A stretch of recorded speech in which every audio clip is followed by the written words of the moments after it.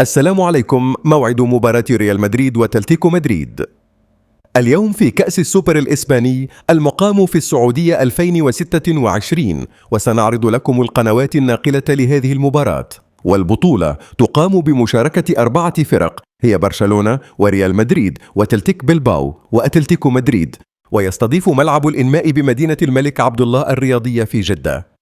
مباراة ريال مدريد وأتلتيكو مدريد اليوم الخميس 8 يناير، وتقام المباراة في تمام الساعة 10 مساء بتوقيت السعودية واليمن وسوريا والأردن والعراق ولبنان، وفي تمام الساعة 8 مساء بتوقيت الجزائر والمغرب، وفي تمام الساعة 9 مساء بتوقيت مصر وليبيا والسودان.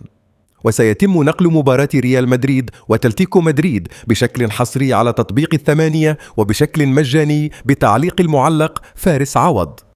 والمباراة غير منقولة تلفزيونيا فقط، منقولة عبر تطبيق الثمانية، والمشاهدة ستكون مجانية. شكرا للمشاهدة. لا تنسى لايك للفيديو والاشتراك في القناة ليصلكم مواعيد جميع المباريات.